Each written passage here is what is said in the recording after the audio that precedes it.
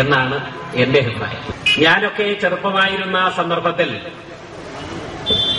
ഈ ജംഗ്ഷനും പരിസര പ്രദേശങ്ങളിലുമൊക്കെയായി വളരെ ഊർജ്ജസ്വലമായി എനിക്ക് മുൻപുണ്ടായിരുന്ന ഒരു തലമുറയുടെ ആൾക്കാർ കലാസാംസ്കാരിക രംഗങ്ങളിൽ വളരെ ഊർജ്ജസ്വലമായി നിലകൊണ്ടിരുന്നു. അത് കല്ലേടിക്കലെ മണിയൻ ചേട്ടനാണെങ്കിലും ശരി, അല്ലെങ്കിൽ നമ്മളുടെ ഗംഗാധരൻ വൈദ്യരാണെങ്കിലും ശരി, പിന്നെ സിഗരറ്റിന്റെ ഒക്കെ ആയിരുന്ന അനിരുദ്ധം പിള്ളച്ചേട്ടൻ, പായിക്കാട്ടിലെ ശ്രീകുമാരപിള്ള ചേട്ടൻ, ആ തലമുറയുടെ ആൾക്കാരുടെ ഒരു ആവേശകരമായ ആത്മാർത്ഥമായ പ്രവർത്തനങ്ങൾ കണ്ടാണ് ഞാൻ സത്യത്തിൽ ഒരു പൊതുപ്രവർത്തകനാകാനുള്ള തുടക്കം ഉണ്ടായത്. അത് കഴിഞ്ഞു എന്റെ ഒരു തലമുറ വന്ന അവസരത്തിൽ ഇവിടെ കുമരഞ്ചിറയിലെ വിജയൻ എഞ്ചിനീയർ ഇവിടെ ഇരിക്കുന്നു. അതുപോലെ തന്നെ അന്തരിച്ച മേവൂര് സെയ്ദ്, MM നമ്മുടെ ഹസൻ, ഈഴാവട്ടത്ത് രാധാകൃഷ്ണൻ, അശോകൻ, വിശ്വനാഥൻ, ഇങ്ങനെയുള്ളൊരു സെറ്റ് എല്ലാം കൂടി ചേർന്ന് ഞങ്ങളൊരു സമിതി ഉണ്ടായി. സത്യത്തിൽ ആ സമിതിയോടുള്ള എന്റെ ഒരു ഇൻവോൾവ്മെന്റ്, എന്റെ ഒരു ബന്ധം, എന്റെ ഒരു പ്രതിബദ്ധത ആണ് എനിക്കൊരു പൊതുപ്രവർത്തകനാകാനുള്ള വികാരമുണ്ടാക്കിയത്, അല്ലെങ്കിൽ പ്രചോദനം ഉണ്ടാക്കിയത്. വികാരമല്ല, പ്രചോദനം ഉണ്ടാക്കിയത് എന്ന് ഞാൻ ഓർക്കുന്നു. ഇപ്പോഴും ഒറ്റയ്ക്കിരിക്കുമ്പോൾ അന്ന് പൂവങ്ങലെ രാമേന്ദ്രൻപിള്ള അടക്കമുള്ള ആൾക്കാർ ചേർന്ന് നടത്തിയ ഒരു നാടകം എനിക്ക് സ്ത്രീവേഷമായിരുന്നു. താഴികക്കുടം. അന്ന് ഞാൻ മലയാളം ജയിക്ക് പഠിച്ചുകൊണ്ടിരുന്ന കാലഘട്ടമായതിനാൽ നാടകം എഴുതിയത് വലിയത് തന്നെയായിരുന്നു. വിജയൻ, കുമരഞ്ചിറ വിജയൻ ഡോക്ടറാണ്. അന്നത്തെ മരണശയ്യയിലായ വൃദ്ധൻ പൂവങ്ങലെ രാമേന്ദ്രൻപിള്ളയാണ്. രാമേന്ദ്രൻപിള്ള അങ്ങ് മരണശയ്യയിലായ കഴിഞ്ഞ അവസരത്തിൽ ഡോക്ടർ വന്ന് പരിശോധിക്കുന്നു. ഡോക്ടർ വന്ന് പരിശോധിക്കുന്ന അവസരത്തിൽ ഓഡിയൻസ്, അമ്മ പെങ്ങന്മാരടക്കമുള്ള ഈ പ്രദേശത്തെ എല്ലാവരുമുള്ള വലിയ പായിക്കാട്ടെ വടക്കേ തറയിലെ ആ വലിയ 10,000 ആൾക്കാരുള്ള ആ സദസ്സ് വലിയ കൂക്കുവിളി. സംഭവം എന്താ? ഡോക്ടറുടെ സ്റ്റെതസ്കോപ്പ് കഴുത്തിൽ കിടക്കുകയായിരുന്നു. പരിശോധന നടത്തിയിട്ട് പറഞ്ഞു കുഴപ്പമില്ല എന്ന്. അത് കഴിഞ്ഞു മരുന്ന് വായിൽ ഒഴിച്ചു കൊടുക്കണം.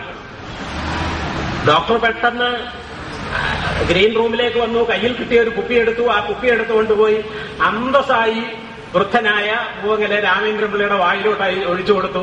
പുള്ളി മരിച്ചു എന്നാണ് കഥയിലെ സാഹചര്യം. മരിച്ചു കിടന്ന ഈ രാമേന്ദ്രൻപിള്ള ചാടി എണ്ണീറ്റ് സ്റ്റേജിൽ ഒരു തുപ്പങ്ങ് തുപ്പി.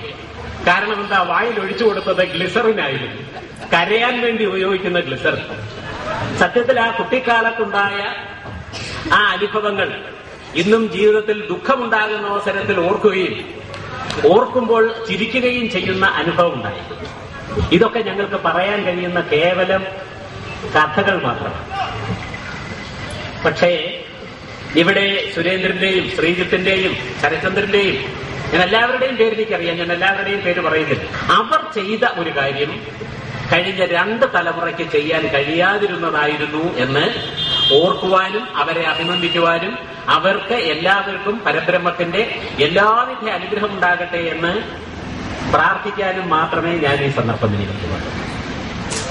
അവര് വളരെ ക്രിയേറ്റീവായിട്ട്, വളരെ കൺസ്ട്രക്റ്റീവായിട്ട്, വളരെ അസൂയ ഉണ്ടാകത്തക്ക നിലയിലുള്ള പ്രവർത്തനമാണ് ഇടയനമ്പലം ഈ കാളകെട്ട് പൗരസമിതി ചെയ്തത് എന്ന് പറയുവാൻ ഞാൻ ആഗ്രഹിക്കുന്നു.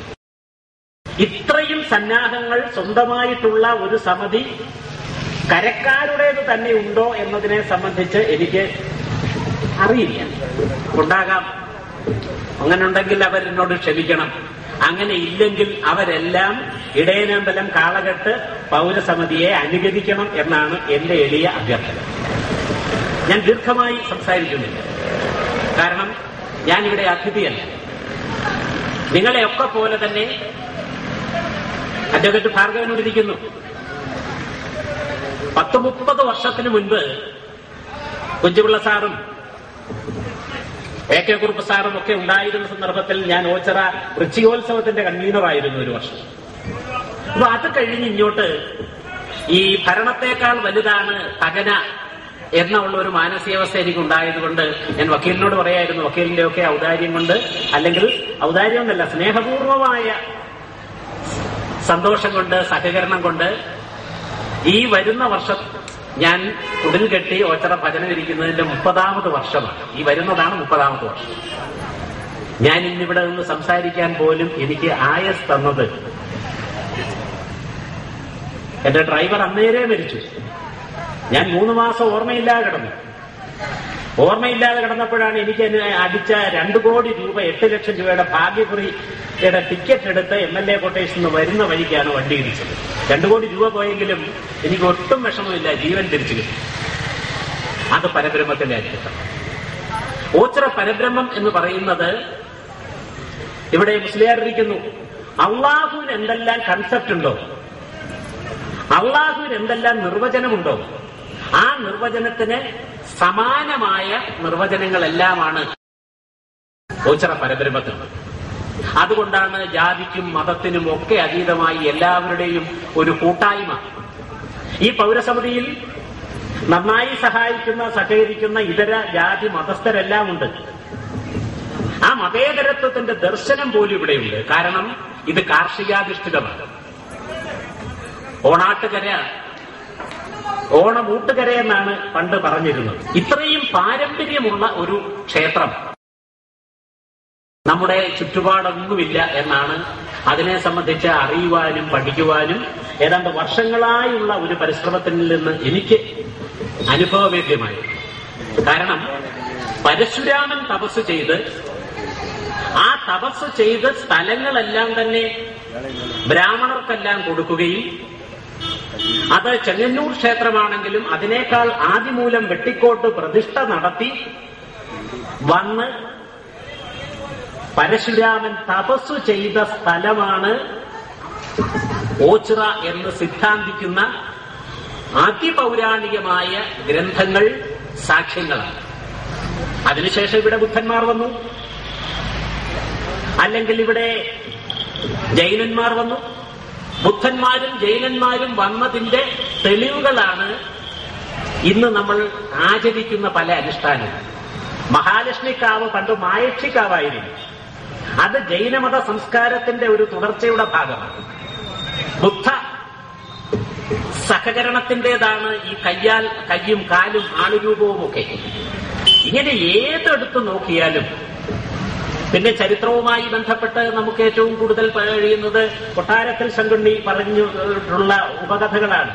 അകവൂർ ചാത്തന്റെയും അങ്ങനെ മാടൻപോത്തിന്റെ രൂപവും അന്തർധാനം ചെയ്യുകയും, ആ അന്തർധാനം ചെയ്ത ആ സ്ഥലത്തോടുള്ള മഹിമയുടെ ഭാഗമായിട്ടാണ് ചെളി ഇന്നും അവിടത്തെ പ്രസാദമായി വിനിയോഗിക്കുന്നത്. അപ്പൊ ഈ കഴിഞ്ഞ ഒരു മനുഷ്യോൽപത്തിക്ക് ശേഷമുള്ള തലമുറകളുടെ ചരിത്രങ്ങളിലേക്ക് എത്തി നോക്കിയാൽ അവിടെയെല്ലാം ഈ പരബ്രഹ്മത്തിന്റെ മഹത്വം കാണാം. പരമശിവൻ ഇങ്ങനെ ധ്യാനനിരതനായിരിക്കുന്ന അവസരത്തിൽ പാർവതി ചോദിക്കുന്നു, ഈ ലോകമുള്ള എല്ലാവരും അങ്ങയെ പ്രാർത്ഥിക്കുന്നു, അങ്ങ് ആരെയാ പ്രാർത്ഥിക്കുന്നത്? അപ്പോൾ പാർവതിയോട് പരമശിവൻ പറയുന്നു, എന്റെ ഗുരുവിനെ. പാർവതി ചോദിക്കുന്നു, അങ്ങേക്കും ഒരു ഗുരുവോ? ഉണ്ട്, എനിക്കൊരു ഗുരുവുണ്ട്, പരബ്രഹ്മം. അപ്പൊ ആ പരബ്രഹ്മ കൺസെപ്റ്റിന്റെ, ആ വിശ്വാസത്തിന്റെ വലിയ ചൈതന്യം ഇന്നും നിലനിൽക്കുന്നു. ഇപ്പൊ നമുക്കെല്ലാവർക്കും അറിയാമല്ലോ, ഏറ്റവും വലിയ സംസാര വിഷയവും വിമർശനവും ഒക്കെ നടക്കുന്നത് ശ്രീ പത്മനാഭ സ്വാമി ക്ഷേത്രത്തിന്റെ നിധിയെക്കുറിച്ചാണ്. ഈ കഴിഞ്ഞ ലക്കത്തിലും നമ്മളുടെ ശശിഭൂഷന്റേതായിട്ടൊരു ലേഖനമുണ്ട്. ശശിഭൂഷന്റെ ലേഖനത്തെ മറികടന്നുകൊണ്ടുള്ള ഒരു ലേഖനം ഈ ലക്കത്തിൽ ഒരു കത്ത് വന്നിട്ടുണ്ട്. പുതുശ്ശേരി രാമചന്ദ്രന്റേത് മുൻപുണ്ടായിരുന്നു. പക്ഷെ ഇതെല്ലാം അങ്ങോട്ട് പരിശോധിക്കുമ്പോൾ കുറെ സത്യങ്ങളുണ്ട്. സത്യങ്ങളുടെ മുന്നിൽ കണ്ണടച്ചുകൊണ്ട് അർത്ഥമില്ല. ഒന്ന്, ജനാധിപത്യത്തിലെ ഏത് രാഷ്ട്രീയത്തിലെയും ഭരണ നേതാക്കന്മാരെക്കാൾ, ഭരണാധിപന്മാരെക്കാൾ വിശ്വാസികളും സത്യസന്ധന്മാരുമായിരുന്നു രാജാക്കന്മാർ എന്ന് ഞാൻ പറഞ്ഞാൽ എന്നെ ഒരു രാഷ്ട്രീയക്കാരനും എതിർക്കും എന്ന് തോന്നുന്നില്ല. ആ വിശ്വാസ്യതയുടെ ഭാഗമായിട്ടാണ് കോടി അധിപതിയായത്. ഈ കോടി അധിപതിയായ അവസരത്തിൽ രാജാക്കന്മാർക്കുണ്ടായിരുന്ന ഭക്തി, രാജാവ് തൊഴാൻ പോകുന്ന സന്ദർഭത്തിൽ തൊഴാൻ ഒരു ദിവസം പോയില്ലെങ്കിൽ ഇന്നും 180 രൂപ പിഴ അടയ്ക്കുന്നുണ്ട്. തൊഴുതിട്ട് പുറത്തേക്ക് പോകുന്ന അവസരത്തിൽ കാലിലെ മണ്ണുണ്ടെങ്കിൽ ആ മണ്ണ് അവിടെ തട്ടിക്കളഞ്ഞിട്ടാണ് ഇന്നും ഇറങ്ങുന്നത്. അപ്പോൾ ഇത് വിശ്വാസത്തിന് പേരിൽ അർപ്പിക്കപ്പെട്ട നിധിയാണ്. ആ നിധിയിൽ ഓച്ചിറയ്ക്ക് ഒരു പങ്കുണ്ട് എന്ന് പറയുവാൻ അഡ്വക്കേറ്റ് ഭാർഗവന്റെ സാന്നിധ്യം കൊണ്ട് ഞാൻ ആഗ്രഹിക്കുന്നു. കാരണം ഈ തിരുവിതാംകൂർ രാജ്യം പിടിച്ചടക്കുന്നതിന് ഈ രാജ്യത്തിന്റെ വിസ്തൃതി എങ്ങനെ വലുതാക്കുന്ന സമയം ഇല്ലാത്തതുകൊണ്ട് ഞാൻ അതിലേക്ക് കടക്കുന്നില്ല. 2-3 വാക്കുകൾ കൊണ്ട് ഞാൻ പറയാം. ആ വിസ്തൃതിയുടെ ഭാഗമായിട്ടാണ് വേണാട് ചേർന്നത്.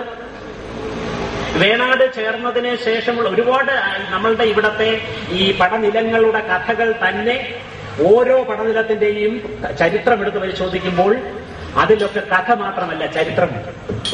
ഇനി വന്നു എങ്ങനെയെങ്കിലും കായംകുളം രാജ്യം പിടിച്ചടക്കണം. ഏരൂരിൽ നിന്ന് രാജ്യമിഞ്ഞ് കൃഷ്ണപുരത്തേക്ക് രാജധാനി മാറ്റിയ അവസരത്തിൽ രാമയ്യൻ ദളവ എന്ന് പറയുന്ന അതിബുദ്ധി രാക്ഷസൻ എങ്ങനെയെങ്കിലും കായംകുളം രാജ്യം കൂടി പിടിക്കണം എന്നുള്ള ഒരു വലിയ വാശിയോടുകൂടി നിന്നു. അപ്പോൾ അദ്ദേഹത്തിന് ഒരു ദിവ്യദർശനം പോലെ അദ്ദേഹത്തിന് മനസ്സിലായി, നമ്മുടെ ഈ കൃഷ്ണപുരം കൊട്ടാരത്തിൽ ഒരു സുദർശനമുണ്ട്, സുദർശന ചക്രം. അത് തേവാരപ്പുരയിൽ വെച്ചിരിക്കുകയാണ്. തേവാരപ്പുരയിൽ ആ സുദർശനം ഇരിക്കുന്നിടത്തോളം കാലം കായംകുളം രാജ്യം പിടിച്ചടക്കാൻ കഴിയില്ല എന്ന് രാമയ്യൻ ദളവയ്ക്ക് മനസ്സിലാവുകയും രാമയ്യൻ ദളവ ഒരു ഭ്രാന്തനായി അഭിനയിച്ച് ഈ തേവാരപ്പുരയിൽ ചെല്ലും. ഭ്രാന്തനാണ്. നമുക്കറിയാമല്ലോ ഓച്ചിറയിൽ ഭ്രാന്തനായിട്ട് നടന്ന് ഓച്ചിറ ഉപ്പുപ്പ എന്ന് ഇന്ന് പല ആൾക്കാരും വിളിക്കുന്ന ഓച്ചിറ അപ്പുപ്പൻ അല്ലെങ്കിൽ കുപ്പസ്വാമി എന്നൊക്കെ ഞാൻ ഒക്കെ ചെറുപ്പക്കാരായിരുന്ന അവസരത്തിൽ വിളിച്ചിരുന്ന, സൈക്കിളിൽ കയറിയിട്ട് കൈവിട്ട് പൊത്തോ എന്ന് മറിഞ്ഞു വീഴുന്ന അവസരത്തിൽ പ്രീ ഡിഗ്രി വിദ്യാർത്ഥിയായ ഞങ്ങളെല്ലാം കൂടി വാരിയെടുത്ത കഥയൊക്കെയും അദ്ദേഹത്തിന്റെ ദിവ്യത്വം ഇന്ന് എത്ര വലുതാ അദ്ദേഹത്തിന്റെ ദിവ്യത്വം എന്ന് പറഞ്ഞതുപോലെ ഒരു ഭ്രാന്തനായി അദ്ദേഹം അഭിനയിച്ചു. കാവൽക്കാരോട് പറഞ്ഞു, എല്ലാം വടിയും ശൂലവും ഒക്കെ ആയിട്ട് കാത്തു നിന്നോ, ഞാൻ ശ്രീചക്രവും കൊണ്ട് പോവുകയെന്ന് പറഞ്ഞു. ആദ്യത്തെ 3-4 ദിവസമെല്ലാം തന്നെ അവിടത്തെ തലേ ദിവസത്തെ നിർമാല്യമായ മാലയും പൂവും എല്ലാം കൊണ്ടാണ് ഈ ഭ്രാന്തൻ പുറത്തു പോകുന്നത്. പല ദിവസം ഈ ഭ്രാന്തനെ പൊതി പരിശോധിച്ചു, ഇല്ല. നിരന്തരമായപ്പോൾ ഇത് ആരും പരിശോധിക്കാതെയായി. ഒരു ദിവസം സാക്ഷാൽ സുദർശനവും എടുത്തുകൊണ്ട് രാമയ്യൻ ദളവ എന്ന് പറഞ്ഞ തിരുവിതാംകൂർ രാജ്യത്തിന്റെ ദളവ കൃഷ്ണപുരം കൊട്ടാരത്തിൽ നിന്നും കായംകുളത്തിന്റെ സുദർശനവും എടുത്തുകൊണ്ട് പുറത്തോട്ട് പോയ അവസരത്തിൽ അന്നും പറഞ്ഞു, കാത്തു നിന്നോ, സുദർശനവും കൊണ്ട് ഞാൻ പോവാന്ന് വിചാരിച്ചു. ഭ്രാന്തന്റെ ജൽപ്പനമായി അവർ കണക്കാക്കി അദ്ദേഹത്തെ കണ്ടില്ല. അവിടെയാണ് ചരിത്രം ദർശിക്കുന്നത്. അന്ന് ട്രാൻസ്പോർട്ടില്ല, അന്ന് ബസ്സില്ല, അന്ന് കാറില്ല. അവിടെ നിന്ന് അനുനിമിഷമായി അദ്ദേഹം അപ്രത്യക്ഷനായി കഴിഞ്ഞത് അദ്ദേഹം എവിടെയോ കൊണ്ട് ഒളിച്ചു. ഇന്നും ചരിത്രത്തിൽ ചില രേഖകൾ ചൂണ്ടിക്കാണിക്കുന്നത് രാമയ്യൻ ദളവ അവിടെ നിന്നും കുറുക്ക് കയറിയാൽ ഓച്ചിറ പടനിലത്തെത്താം. ഓച്ചിറ പടനിലത്തെ എവിടെയോ അദ്ദേഹം താൽക്കാലികമായി അത് സൂക്ഷിച്ചു എന്നാണ് ഒരു പുരാണം പറയുന്നത്. അടുത്ത പുരാണം അറിയണമെങ്കിൽ തിരുവനന്തപുരത്തെ ശ്രീ പത്മനാഭസ്വാമി ക്ഷേത്രത്തിലെ ബി അറ തുറക്കുകയും ആ അറയിൽ ഒരു സുദർശനം ഉണ്ടെങ്കിൽ ആ സുദർശനം ഓച്ചിറ ഈ കായംകുളത്തിന്റേതാണെന്ന് പറയാനുള്ള സാഹചര്യം ഉണ്ടാവുകയും അതില്ല എങ്കിൽ ഇന്നും അജ്ഞാതമായി പരബ്രഹ്മത്തിന്റെ ശക്തി ചൈതന്യമായി ഓച്ചിറയിൽ എവിടെയോ ആ സുദർശനമുണ്ട് എന്ന വിശ്വാസം വിശ്വസിക്കത്തക്ക നിലയിൽ, അല്ലെങ്കിൽ ചരിത്രം വിശ്വസിക്കത്ത നിലയിൽ മാറും എന്നാണ് എന്റെ വിശ്വാസം. അത്ര പവിത്രമായ, അത്ര പരിപാവനമായ, അത്ര മതേതരത്വത്തിന്റെയും മതസഹിഷ്ണുതയുടെയും സാഹോദര്യത്തിന്റെയും വിശ്വാസികളുടെയുമെല്ലാം കേന്ദ്ര ബിന്ദുവായ ഈ ഓച്ചിറ പരബ്രഹ്മത്തിന്റെ നാമധേയത്തിൽ ഇവിടത്തെ അരികന്മാർ നടത്തിയ